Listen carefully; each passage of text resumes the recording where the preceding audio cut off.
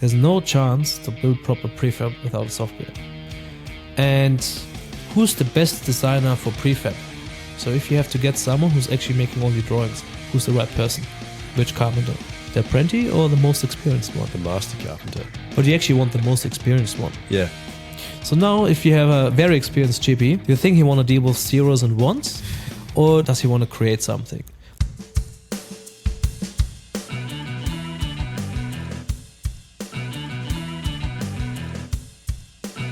Hello everybody and welcome back to part 2 of our chat with Daniel Jakobs, Airboss Dan. Listen along and enjoy the episode as we wrap up this incredible conversation. And before HQ was of course in Wellington, because Proclima Australia New Zealand is not directly one company, but a lot of our back office is still New Zealand. Like Right. part of logistics is New Zealand, financial, etc. Yep. Because we grew out of New Zealand. So New Zealand, Proclima Australia is already since 2006. This is when Thomas van Ramstonk started Proclima New Zealand. And of course, these countries are so close together that in Australia, slowly the demand started to grow for Proclima products. And that's when we need an office in Australia. In 2018 is when we actually opened the office. Okay, so it's not that long ago. No, not at all. Far out. There you go. We opened in April 2018. I started to come over 2019 as a freelancer. I started working for Proclima 2020. And then we had 2.5-3 years, 1.5-2 years full of happiness. Yep. Where everyone was locked at home. Yep. Which is of course great for company growth also, specifically in the beginning. But we just focused on content creation, like installation guides, and just to get it out there. Yep. Because it doesn't help you if you have products if you don't have installation guides. If you don't follow them. Can we plug that a little bit? Have you got you've got your own YouTube channel, Airboss Dan YouTube channel, haven't you? Yes, I do have something like a YouTube channel, but that's full of training videos? Just a handful, to be honest, because I don't have the time to. I have a Gotcha. list of 100-something videos I want to film. Yeah. But that's the downside of being a perfectionist. It's like I slow myself down because I just think, when I do it, I have to be perfect. It has to be perfect, and which is stupid, I know. Perhaps we need to schedule in a few days, a Build Insight Airboss Dan collaboration. We'll come over and we'll get your ideas out and we'll put them together and we'll film them for you. Oh yeah, there's a lot of filming to do. Because everyone knows me working from Proclima, but if you're honest, it's less than 10% of my knowledge I have. Yep. And when we talk about later, about the future, and when we talk about what's actually, in my personal opinion, needed for a brighter future in Australian construction, membranes and tapes are actually a relatively small part of it. Yeah. And very important part, don't get me wrong. I think it's one of the most important parts with structural, because we need to protect our buildings properly. Yep. But to really improve the way how we build in Australia, there's so many steps needed. What's your role at Proclima? What's your day-to-day? Officially as well, role as a technical trainer and expert, which doesn't say anything. So my main part is R&D and product development. Yep. So it means we develop new products. So I have the privilege to work for a company where we actually can develop new products if you have the idea. It wouldn't work if you would work for other big companies. Yep. So they just say that's a product, try to sell it. And for example, for the guys who build passive houses, there's a product called IntelliConnects. So it's a connection strip, because when you have an air tightness layer, and the way how we build in Australia stick frames, we set up the external walls, parallel external and internal walls, because internal walls very often are bracing walls. So it means you need a piece of membrane, because the internal air tightness layer has to be consistent all around the building on the inside. But you have the internal walls. So how do you run the membrane behind the internal walls after it is installed? And the Intello is not UV resistant and weather resistant, because it's a purely internal product. So we developed the Intello Connect specifically for the Australian New Zealand market for this application. Are the products, diving more into that, are the products different as far as, say, like the Mento, Extasana and the tapes, are they different because of the climate is so different between Germany and Australia? Yeah, or is exactly. the tech the same? So there are a few podcasts and people like, what is his name? Ben Stiburik. They talk about water resistive barriers. and Jesse Clark, we had a lot of talks about it with my workmate. Said, no, we talk about weather resistive barrier. Because water's just water. Yep. But specifically in a climate like Australia, we have way more impacts on our membranes. Mm-hmm. It's water, yes, but also like heat, UV, driving wind. Yeah, exactly. So weather actually summarizes this.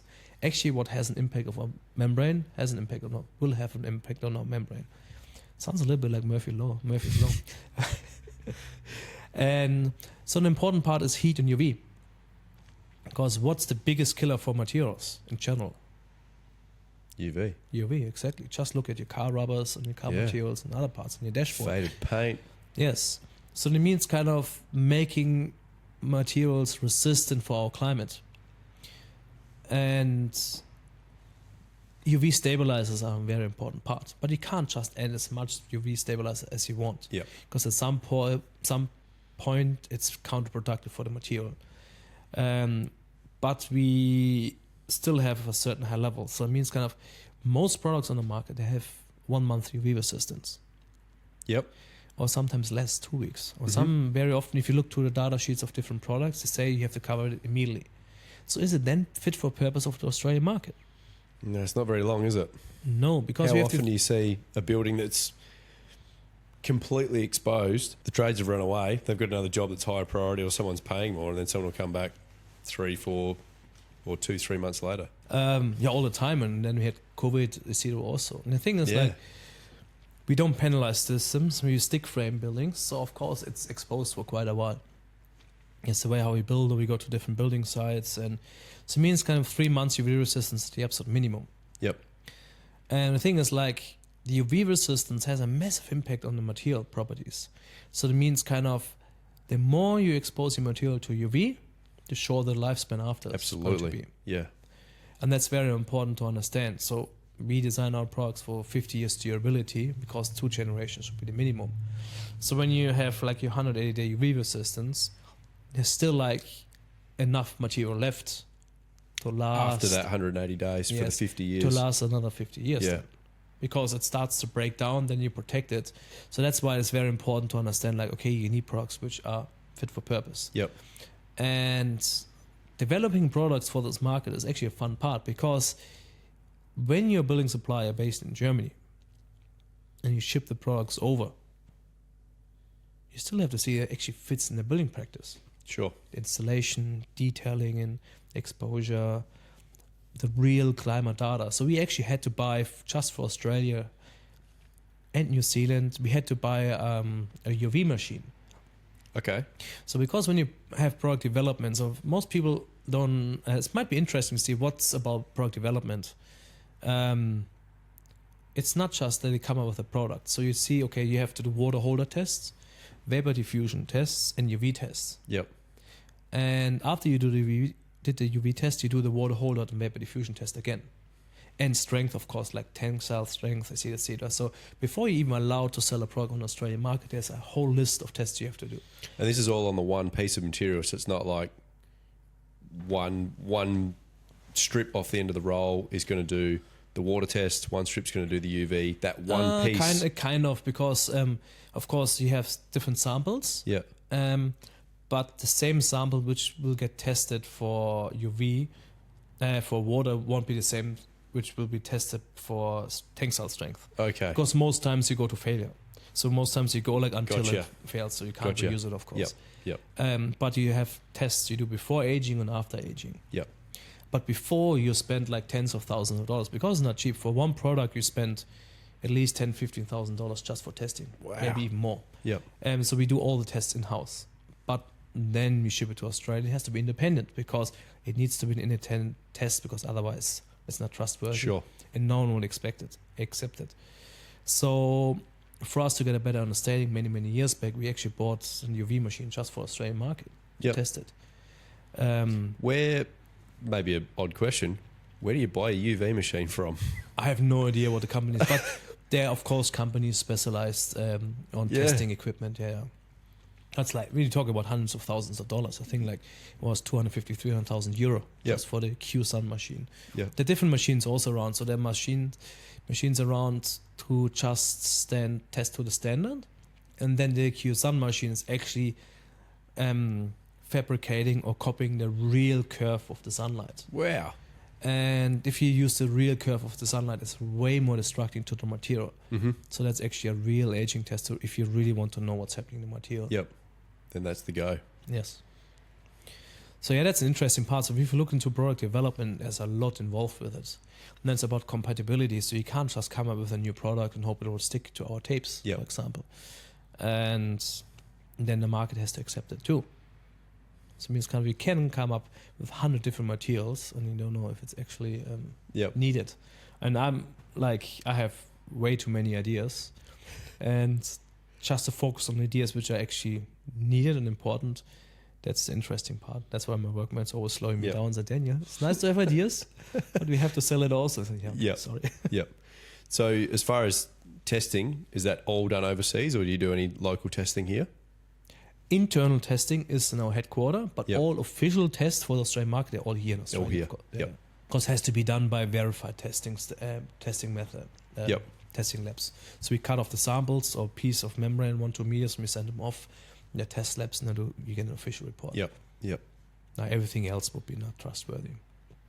Yeah, because there's too much going on in the market already. So I know like the competitors that are testing UV to European standards or to UK standards, etc. So it's like you can't sell a product in Australia not testing them to Australian weather files. Yep. Can we maybe, we're not selling Proclima on this podcast, but No. maybe just give a little description on what the product actually is? Yeah, roughly, yes. So there are different. The thing is, there's definitely controversy around it, but there's a definitely huge difference between like monolithic and microporous products. Yep. A microporous products, as the name says, already is kind of has small little micropores. Mm-hmm. And the micropores are smaller than a water drop, so it means a water drop can't immediately get through the material. And most times, like microporous products are more vapor permeable than monolithic products because it actually has physical holes. Yep. So it's much easier for a water vapor to escape. Based on real life tests we did in Germany, and our head of chemical in Germany actually invented the microporous technology also. Okay. So we know like aging is a problem for this product. So it means kind of heat creates stress on it because usually they use calcium carbonate to create the micropores, but it also increases the aging of the material. And also like when you have calcium carbonate in the material, it means you can't get it in contact with wet mortar because then it starts reacting again. Right. So it's always important if you use a microporous product, check the data sheet. If you use it with brick veneer, just be careful. Monolithic membranes like ours, like they have a T3 interlayer, they're a consistent thickness of materials. Right. Consistent thickness of material. So that means kind of there are not any holes in it. So normally with the microporous products, you have water vapor traveling through these tiny little holes. Mm-hmm. And our one, it's a biochemical process, what's happening here. So actually the water molecule is connecting to the T3 molecule. And then in the molecule change, the water vapor is getting passed through the molecule chain to the outside. It's like pinball. So pinball starts one and ding, ding, ding, ding, and then goes all the way through until it ends up on the outside. In this tiny little, how thick's the product? It's not even a The millimeter whole thick. product is 0.7 mil, but the thickness of the T3 could be 0.01. I don't know how many mil it is, but you can see it, of course. Yeah. It's quite stretchable. I don't know what the exact thickness of the T3 interlayer is, because that's definitely the thinnest part of it. It's Yeah. not very thick. Yeah. But the important part is that it's highly stretchable, and it doesn't have the holes in it. The interesting question is what drives the moisture through the structure. This is what you need. So to allow moisture transport through materials, you need temperature difference. Yep. Or to be more exact, you need the water vapor pressure. So you have the density of water vapor and you have the temperature. And you need both as a difference between one side and the other side to create the drive for moisture to travel from one side to the outside. Yep. Yep. Because Mother Nature always like to balance. always try to get an equilibrium. Yep. So that means if it's drier and cold on the outside, the warm tries to travel to the cold and the moisture also. Mm-hmm. Because the energy flow is always from warm to cold. So most commonly down south here, we would experience that. It's nice and cold outside, warm inside. Yeah. But vice versa up north, when it's nice and hot outside, you It's got the air exactly the conditioner opposite running. around. Yeah. I always like to picturize it with a bottle of beer. For the guys who are just listening, you have condensation here with a bottle of beer. And whenever you want to know where you might have potential condensation issues, you just imagine where in your wall would the bottle of beer sit. And up north, it would sit on the inside behind the plasterboard, and here it would sit on the outside behind the cladding board. Yep. So this is where you have the highest chance of condensation. Yeah, so up north is different because up north mainly you have a lot of humidity and high temperatures on the outside. So the moisture drive is from the outside to the inside mainly. And so in the tropics, we have different problems than we have down here. But Adelaide is very dry anyway. It is. Yeah, same as Perth. Like normally I always ask for a cold can of Coke for my presentations. And I did the same in Perth, and it didn't condensate at all because it was so dry. Yeah, wow. That's like, it would never happen in Sydney. Yeah. So, yeah, that's a big difference. Yep. Yeah, so that's the big difference between the membranes typically. Yep. Yep. And then this comes together with water holdouts. So it means kind of normally the water holdout of monolithic membranes is most times much higher. And I say like the Proclima prox is 10 meters. And you might think like, why do I need 10 meters? So it's also technically when a water drop hits the membrane, if it's a flexible membrane, the flexible membrane actually stretches a little bit. So it actually bounces. It's easier for the water drop to bounce off. Yep. But which is typically in Germany, you have always a solid substrate on your roof. If the membrane sits on a solid substrate on the roof, the membrane has to cope with the stress of the water drop. And the standard is that building membranes have to have at least 2.5 meters of a water column water holdout to be actually water resistant enough. So water column of 2.5 meters means you would have your membrane and you stack 2.5 meters of water on top of it and it's not leaking. Okay, so that's a fair bit of pressure. Yeah. Yeah. What is it? How much is it for to be code compliant here in Australia? Good question. 100 millimeters. Wow. Yeah. So because if you don't take in consideration like with the water drop thing, which is of course just important to during construction phase, but that's the history behind. Yeah. And the more the better because it means kind of it makes it more resistant. Absolutely.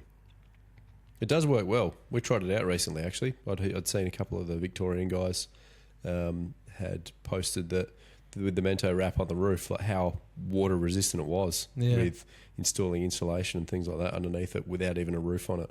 Yeah. We didn't quite go to that extent of installing insulation under it, but had a little bit of a delay when the roofers came to do our re-roof, and yeah, we got not one drop of water through it. Yeah. Climbed up into the existing ceiling, ran my hand on the back of it. It was dry as a bone. Dry as a bone, yeah. Yeah, the thing is, the funny thing is, it's nice to have a good product. So I see myself privileged that I really think that we have the best product. But it's all about installation. So that's why my main focus is kind of how we install it. And that's why I enjoy my trainings to be very specific, even how you handle the tape, how you install it, because this actually brings you to a good outcome. Otherwise, it's nice to have a good product, but you don't have the performance and the potential. You can't. Yeah. If it's not installed right. Yeah. Yeah. And I just love it to see social media all over the place, and everyone is posting like, it's a good install, it's not leaking. And I'm happy every single time. Yeah. And I'm happy every single time, even if I see someone in the background. I was just on an HIA award in Tassie, and the opening video was full of our products, which is cool because it means kind of we're a tiny company compared to all the big ones. We're tiny. Yep. But I have the feeling like we have quite a bit of an impact here on the market. I hope a positive impact. It's definitely changing. Yeah. It's definitely changing. I'm really only new into the space as well on better building, high performance, whatever you want to call it. We don't build passive house yet. Yeah. I'm doing my tradesperson's course at the moment. Oh. Whoa. Did I say this out loud? I think I actually forgot one of the calls tonight. Aye. I think I was supposed to be on one of the training calls tonight. I'm pretty sure it was worth it. I'll email them and tell them I'm with the man, Airboss Dan. Yeah. They'll let me off. You doing with Daniel or with Passive House? Doing it with Passive House. Yeah. Yeah. I think Scott Stewart is the trainer. Yeah. Yeah. Nice guy. Yeah. Yeah, it's good. But never ever mention Passive House principles. That's a red flag at the moment for the Passive House guys. Which I understand. It's a red flag. Yeah. Yeah. Because like there are too many people, and I might be guilty of it, to be honest. Talking about Passive House principles. Yeah. Which is right to say like, no, you have a passive house or you don't. I understand if someone, well, I know that a lot of passive house people would disagree, but I understand if you say like, you build your whole passive house, you build your whole house to the passive house standards, you calculate it in PHPP, but you just don't want to pay another 5 to 10 grand for the certificate. Yeah. You still don't have a certified passive house, but you could technically say it's a passive house, but I understand because the marketing and the branding is important, because to keep the quality, you can just accept the passive house or the name passive house if it is a passive house, because you want to keep the quality up high as a good standard. Yep. So yeah, I'm not pretty sure I mentioned in the past, like 2-3 years ago, the passive house principles, maybe a bit too often, and which is not right. So if anyone sees it, I apologize. Nah, all good. I'm a big fan of passive house, that's why. So that's why I don't mind to talk about it. Yep. But it's important to mention also that and there's a reason why. Because like, of course, we always look into it, what's the minimum, because sometimes we just caught between a rock and a hard place. Yep. Because like there's NCC methods and then there's our method. Mm-hmm. And then you have builders who just do it in between. Yeah. And this is actually where it's actually getting really, really tricky. And it doesn't make it easy, because you have builders who try to do it a bit better, because you can't I understand you can't go all the way in. Let's say the roof pitch thing. Because we recommend everything below 10 degrees, you should use actually a solid sheet. Yep. Because we say it's not a good idea to have pools and sagging of your membranes on the roof. Absolutely. If you're below 5 degrees, we say you should have solid sheeting and the peel and stick membrane, the Adhero, even with primer on the overlaps, because this is critically important based on all the tests I did in the past. Yep. Is that 5 and under? 5 or and under 5? I need to jump in here for a minute, guys, to thank our sponsors, Backman Builders and Calorie Building. Without the support of these businesses, the Build Insight podcast wouldn't be possible. Take a moment to go and show some support for them so they can continue to support us, bringing you the Build Insight podcast. No, I think it's under 5, because I'm pretty sure it's greater than 5. Greater than 5 and under 5, yeah. So now, for example, but your builder, you specified it, and you just stumble over Proclima, you see our install guides and think, holy cow, and the problem is you can't unknow what you know. So now you see like, damn, I just specified an anti-con on a 3-degree roof pitch. What do I do now? Oh. Which is standard practice still. Yeah. And now I think like, okay, I can't go the whole system, because otherwise it will blow my budget. But okay, use the meant to connect version with the integrated taper, overlap it. OSB is in some parts very expensive in Australia, or sometimes hard to get. But at least I'll go with the Harmento system and do it. And then the building surveyor comes over and says like, what's that? It's not the one or the other. And this is very, very difficult, because like, just to be in between, that's actually a Willy question, because Willy is great to answer this question. But this is when we look into the building code, when these questions are coming up, because some building surveyors are very kind of old school and say, no, that's code and you have to stick with it. But I used to say a code is the absolute bare legal minimum without going to jail. Yep. And the thing is, if you build to code today, you know it's going to be redundant in 3 years. I say that to people quite a bit as well. With my learnings over the last couple of years, you got to try and educate people that the building code is that one step above being illegal. It's the shittest house that you can build without going to jail. Yeah. But I've never heard anyone say it that way, that's only going to be... What did you say? It's going to be outdated in 3 years. It's going to be outdated in 3 years. That's that's even more terrifying. Yeah. So you just build something and you know straight away, I won't even work in 3 years anymore. Unless you're in South Australia and our local MP puts a pause on upgrades or increases to energy efficiency for the next 10 years. Do you think it really will get through? I think they passed it already. Yeah, but do you think it will hold up?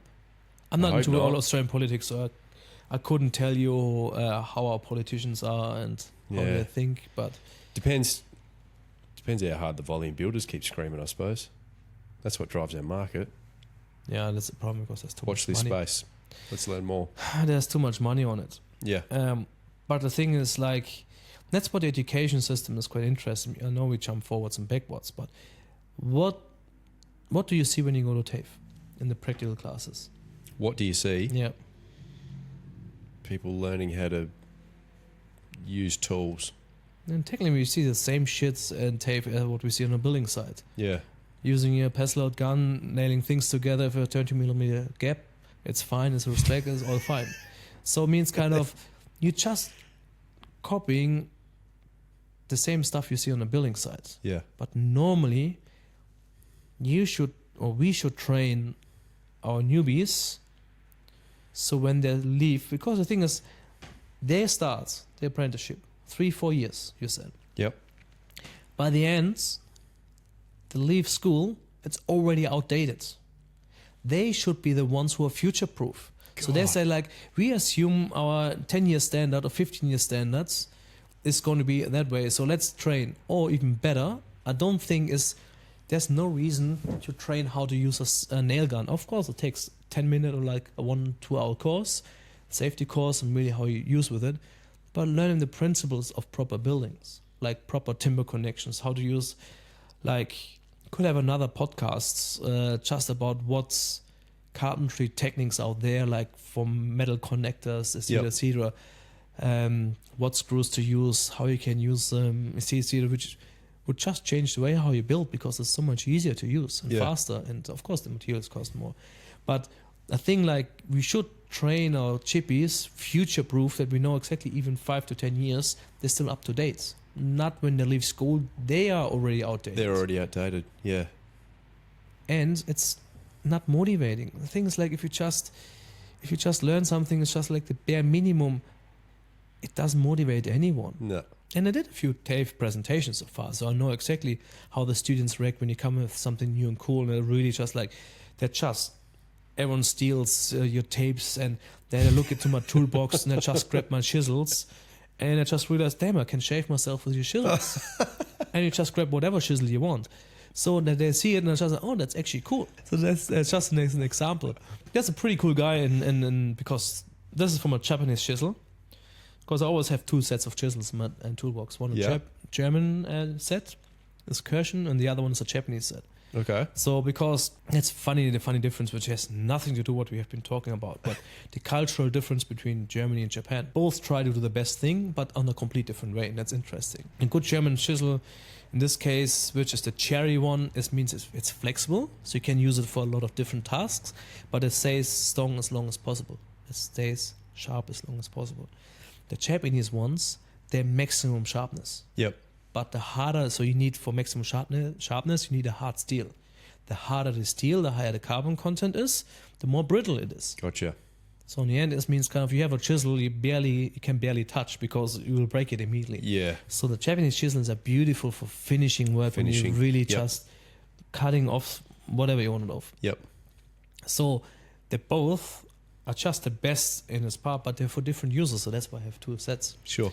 There's a guy in Melbourne who sells used Japanese chisel, which is actually very, very reasonable. Okay. So I bought a whole set of Japanese chisels for $100 and a bit. Normally, if you would go to a shop, you would pay $400 or $500 for it. So whoever wants some nice sets, You just better, send me a DM. You better hook me up. Yeah, I'm interested. Just send me a DM on Instagram, Airboss Dan, and I'll send you the contact. I won't get a cut, I promise. But I visited this guy, and he actually imports it from Japan, like old used ones. Yeah. But the price is actually reasonable. Also kitchen knives. There's some pretty cool ones. Yep. So it's important that we really, whatever we teach, it has to be future-proof. And if we stick with NCC, we're always a few steps behind. The thing is, I don't blame anyone to build into NCC, because it's not like because you don't want to. It's most times because people don't know there are other ways. And that's why I keep saying you can't unknow what you know. Yeah. So if you really, even if you just come to one of my trainings, which is just 3 hours, it just changes the way of your perspective afterwards. It does. I could see that today. Actually, we had a couple of our apprentices come along, and you could Yeah. see by the end of it, I guess the difference between your training and then me teaching them on site, I'm teaching them how to pull the wrap tight, how to install the tapes correctly, but you actually sort of explain a bit more of the science behind it. And you can just see there's light bulb moments going off, and they were really actually understanding, okay, that's exactly why we're doing it. This makes so much more sense. Yeah. And then it's awesome when you just think, like, if someone would have told me, that's not my quote, it's someone else's quote, say like, yeah, Dan, you made actually membrane install make sexy. So actually people post videos and photos of like how cool the membrane is installed. And if someone would have told me 5 years ago, oh, they'd have laughed at it because it's ridiculous. Yeah. But it's, on the other hand, it's pretty cool because it means actually people take care of it and actually has a massive positive impact on the building. It does. I'm guilty of that. I love Same. looking at it. It's a very aesthetically pleasing system. Yeah. And if you have a nice, perfectly wrapped house, it's very satisfying for you as a company owner, And then for the person who installed it. In a week's time, unfortunately, it's covered up and you'll never see it again. But Or even a few weeks' time, but even when the house owner comes along, they look, specifically if you build in an area where you have lots of new builds coming up, and this house will stick out. Because I really absolutely. That's different. What do you mean? Why are you using that product? Where's the foil? Yeah, I'm good old foil. But I'm not talking about product specifics, so I'm actually specific about installation methods. Yeah. Like it's actually nothing is flapping in the wind. It's actually connected to the window. It's all taped. It's fixed on properly. Yeah, and it's connected to the concrete slab. So your ceilings, that actually looks like a proper rain jacket. That's cool because then the house owner says also, oh, cool, I'm looking forward to it. Yep. And like Jackson Digney, what I heard you going to have him on the podcast at some point. It's pretty cool because he really improved his way how to build buildings. Like it's kind of his basic standards, how he builds is extremely high already, which is awesome. Yep.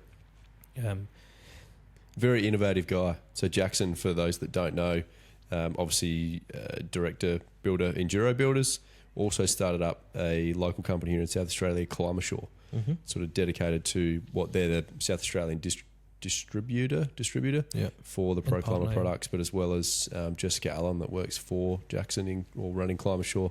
Just absolutely building science mad, an absolute wealth of knowledge, the both of them, and really trying to transform South Australia. You had Chess on your podcast. I did, yes. Whenever you want to know more about Chess, go back to his episodes. Go back to a previous episode. Might be real stab in the dark here. I reckon it was episode 7. Yeah. I had Jess and also Ben Walsham from Arcada on here. Oh, nice. I think we mentioned way back then that we need to get Jackson on the podcast. We're It's about about time. due. He's a busy man. He is. Yeah. He is. There's too many. Your list is long. There's so many good and smart people in the market. Yeah. It's cool. Yeah. So I'm saying this. My statement for NCC is build future-proof and not past-proof. Yeah. And that's actually really, really important because. But where's the liability? So it means kind of, I think, to be a bit blunt, it might be easy for you, it might be easy for Jackson and a lot of other builders because they actually can select the customers. Yep. And you can actually you can upsell the quality so far. So you say like, okay, it costs you maybe 5 to 10 grand more, but this is what you actually gain on quality and on life quality.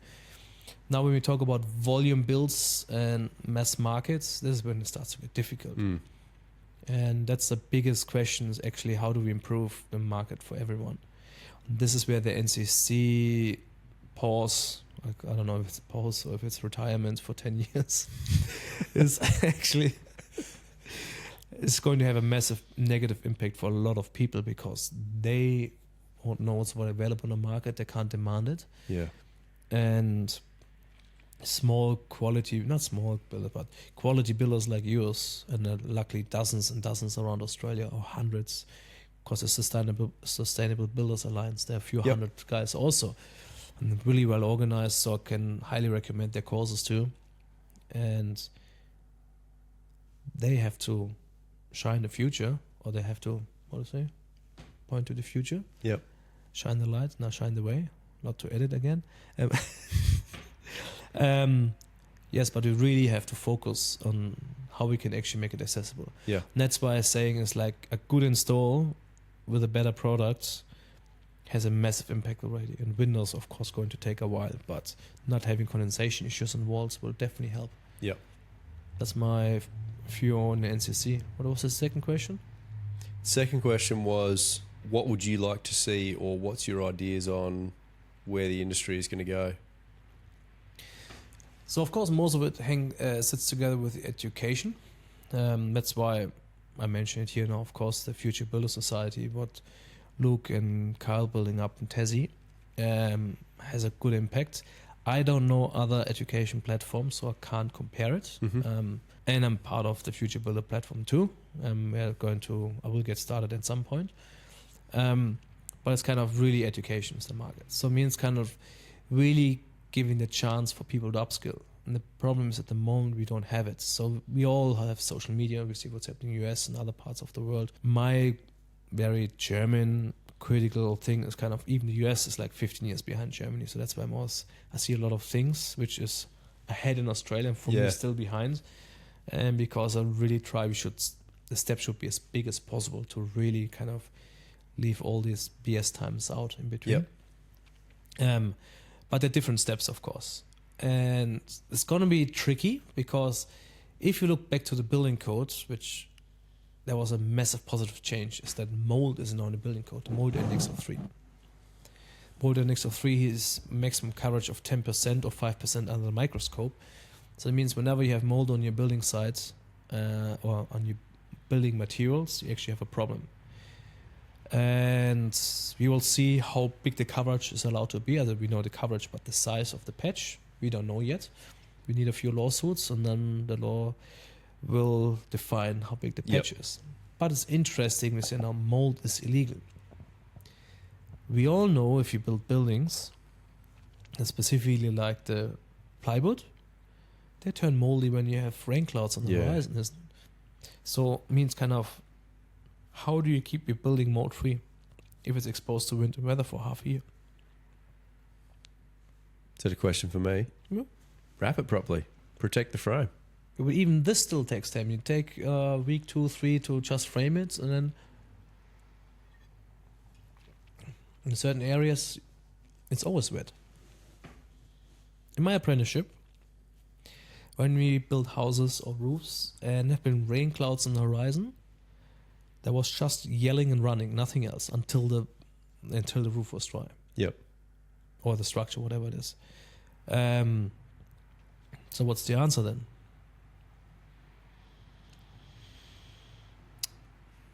A thought that pops into mind. I've seen it in the UK. They build, it's essentially like a giant marquee, like a big tent. Oh, that's what they do in New Zealand also a lot. Yeah. Well, just I don't think that's the answer though, is it? it's not the answer. What's the answer for retrofitting, for example? Yes. So Laya is a scaffolding company which is present also in Australia, quite big in New Zealand and Australia, but in Australia mainly for commercial. But they actually have these massive tents. Yep. You can reuse. At the moment, you see that just wrap the whole house in clean wrap, which is a massive waste if you ask me. Yeah. But Laya has pretty good systems. But do we have some housing problems in Australia? Do we? Yeah. Do we ever? It's a sarcastic question. So yes, we do. So how do we solve the problem? Do we have to pump up more builders and more or less educated builders? That's what's happening at the moment. That's what's happening. Yep. Cutting courses so they don't even, Of course, I'm in contact with TAFE and you won't believe what kind of courses they're actually cutting down, which is pretty disappointing. Mm. Or we actually change step by step our way how we build. The thing is, if you build stick frame, it's not effective. If you go one by one by one by one by one, or if you cut 10, 50, 100 pieces of timber all in one go. If you know that all your studs having the same length, Yep. you just take your big skilly saw from made in Germany Yep. eventually, and you just really line them up, and then you go 1, 2, you go all the way through, job done. That's just one example. Yep. So what I'm saying is prefab. Prefab. And Panels. SIPS panels. I'm not a big SIPS fan. So no. I just don't like polystyrene and PIR. That's all. Fair point. Yeah. I'm more like for multiple reasons. So like I know they have a good R value. I know they have the place, but I'm personally not a big fan of it. So I don't want to say they're shit. I'm just saying I personally don't like them much. That's okay as well. Yeah. Like they're not for you. Yes. So for multiple reasons, like I don't like the materials. I know they're not overly expensive. You can get a pretty high value out of it. I wouldn't recommend it underneath a flight path, to be honest, because I would be afraid something like a drum effect, but it's not scientifically based, the statement, to have to be honest. So it's just a thought. Because every time when you're on the big road, whatever it is, you definitely want more dense insulation materials. And recycling is an absolute nightmare because there's no recycling. Yep. In general, very skeptic about using polystyrene products or PR boards on construction, because just look what's happening in Germany, because we did a lot of buildings, we used a lot, and you can't recycle it anymore because it's so difficult to recycle it that they actually stopped to accept it. And always try to use products you can at least reuse at some point or the other. Yep. But you can't reuse Fine. Yes, of course, the ideas of penalizing zip panels so you can reuse the zip panels because the sizes are standardized. Yep, gotcha. Which is definitely not a bad idea, but it's personally. So what I'm saying is with prefab is most people have this picture in the mind of prefab like this massive factory. And how comfortable would you feel to give the responsibility away to a massive factory and you have no control what's happening? I don't know that I'd cope. Yeah, and the thing's like, you're still chippies though. Yeah. So you just... Someone's taking your job. Exactly. So you just actually what you do is Lego. Yep. Yep. Inside you just put it together. You're just driving through Australia or South Australia and you're just putting the panels together and job done. Now what I think is kind of small scale prefab. So there are definitely ways, like that's what we did in my old company too. As a small company, you can prefab by yourself. Yep. Relatively easy, with relatively simple methods. And you have everything under your own control. You also could work together. What I realized, like in Australia, which is pretty cool, you see it very often that there's a very high level of respect between builders on a higher level. Yep. Yep. So you can actually team up with a workshop or whatever it is. Which means also the use of tools, everything will change because we also used in Australia that everyone has his own set of tools. Mm-hmm. The thing is when we talk about prefab, because you need a proper table, you need bigger saws. So actually the owner actually starts to invest in tools. Yeah. But then the company owns the tools. Hand tools by the tradie, the company owns the bigger tools. Yep. And now finally the circle is closing. What's the most important tool to build prefab? The software. The software. Yeah. There's no chance to build proper prefab without a software. And who's the best designer for prefab? So if you have to get someone who's actually making all your drawings, who's the right person? A carpenter. Which carpenter? The Which apprentice? carpenter? The apprentice or the most experienced one? The master carpenter. Even better if you have a master carpenter, yeah. But you actually want the most experienced one. Yeah. So now if you have a very experienced GP, so okay, you have to sit on a laptop now for the whole day. Do you think he want to deal with zeros and ones, or does he actually want to create something? And that's why the SEMA program is cool, because you actually have this three-dimensional stuff, which is actually with a realistic look, and you actually can, in 3 dimensions, you can actually connect and cut the pieces together. So it means this program is set up so you can actually work as you think as a carpenter. So SEMA has 150 carpenters programming this program. Yep. And that's a very important part. And this is when you get the outcome. That's my personal opinion. So you need the programs, and then you have, of course, then the different materials, better materials. So the thing is, like, doing prefab with wonky timber, you're going to have a very hard time. Yeah. Because there's no chance that you can run around with a planer in a prefab company. Yeah. It's an absolutely waste of time, so you need straight timber. So we have to keep our buildings dry.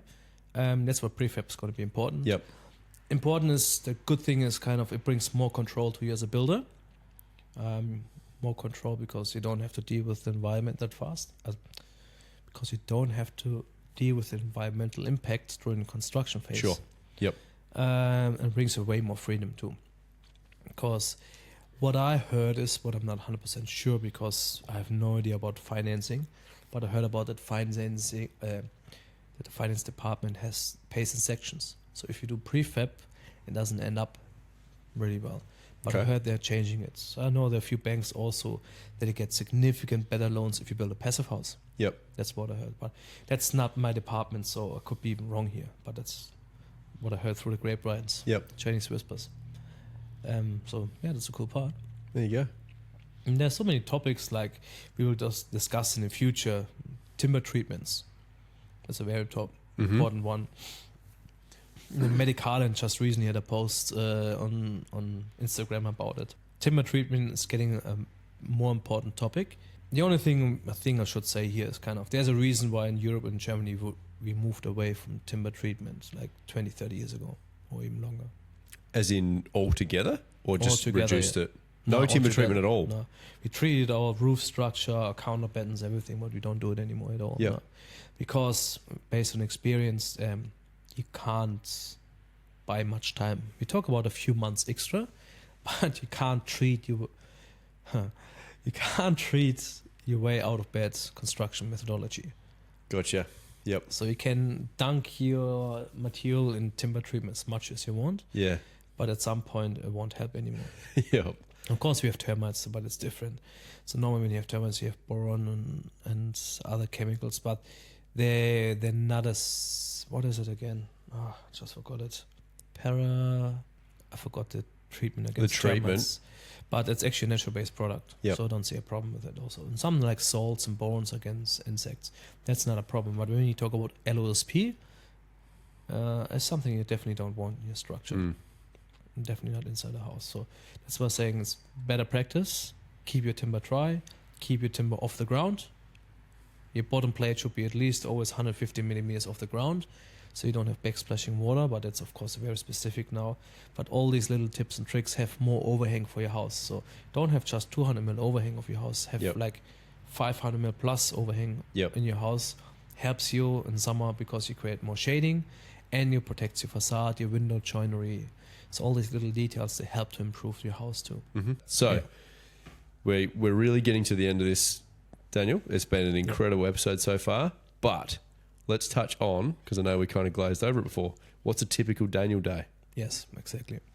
So typical Daniel day is most times Monday, the first half day is a write-off anyway, because it's Monday meetings. So we catch up with the New Zealand team, and so we have always a handful of meetings, overall meetings, sales meeting, technical meeting, etc.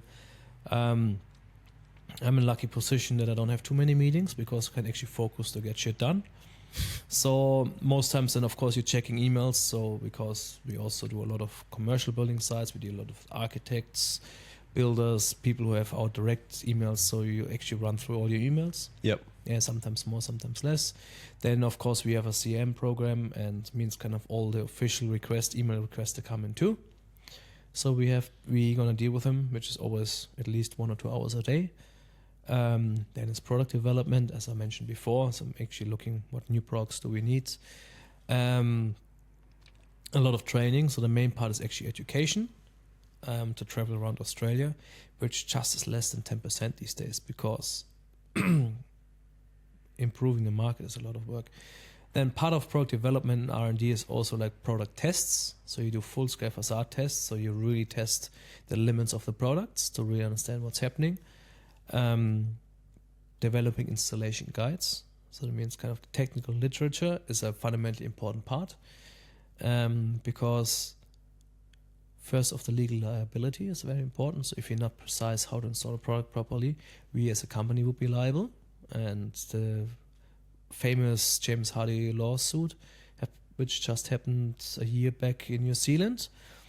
What I heard is that technical installation guide was mentioned 270 times or so, because there haven't been any.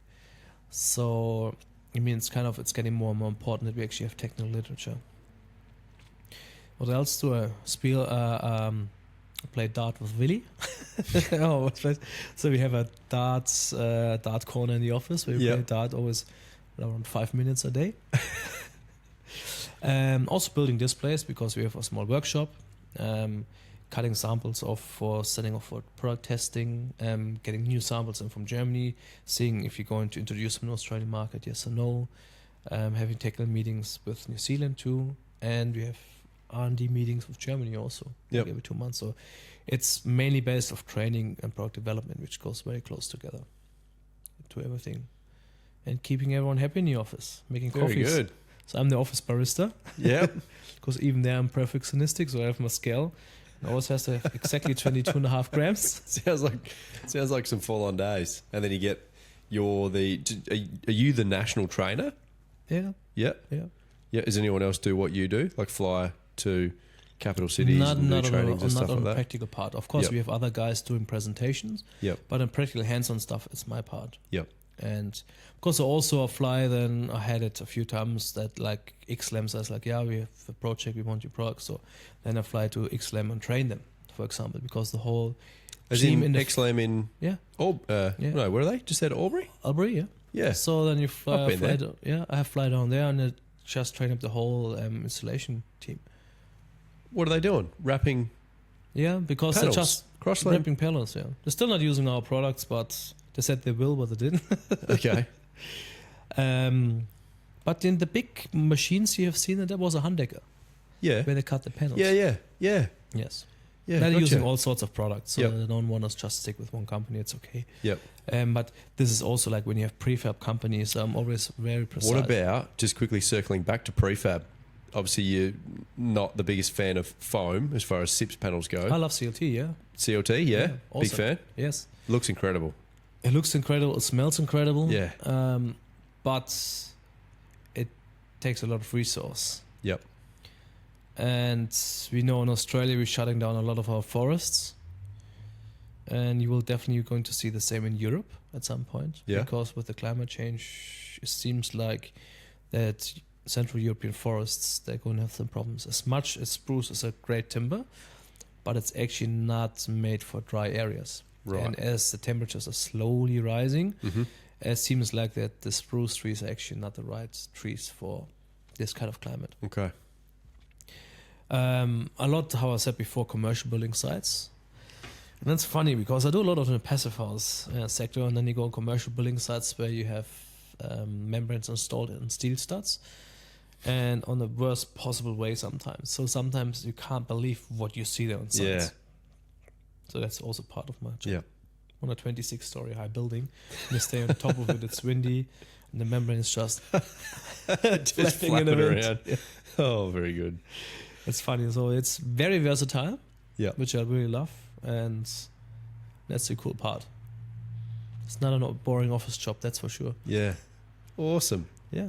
Awesome. Well, that was one hell of an episode, Daniel. I really appreciate Was your it? time coming in. All right, guys, we're going to wrap up this episode. It has been an incredible chat. And Daniel, I really appreciate your time coming in because I know you've got a busy schedule here for a couple of days while you're over in Adelaide. But, mate, just quickly, if anyone wants to know more about Proclima and specifically follow along Airboss Dan, where can they find you? You can find Airboss Dan on Instagram, and not on Facebook really, and have a YouTube channel. We'll hopefully get started soon. And of course, Proclima, you find us on social media, LinkedIn, Facebook, Instagram, and of course, of proclima.com.au. Yep. You find all the products there. But if you're based in South Australia, like Jackson and Jess is the person to talk to. So, yeah, South Australia, hit up Clima Shore. But, yeah, that brings us to the end of another episode, guys. Hope you've enjoyed the episode. If you want to follow along Build Insight a little bit more, if you're not following us along on socials, head over to our YouTube channel as well as Instagram. Build Insight is build.insite. Hope you've enjoyed the episode, and we'll see you on the next one. So another time.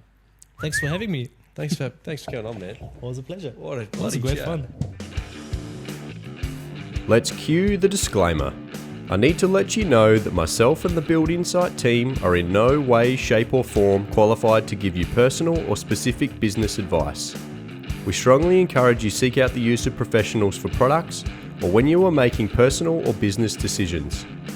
Everything discussed during the Build Insight podcast is our own and the guest opinion and personal experience and is of a general nature only. Hope you enjoyed the episode. Catch you on the next one.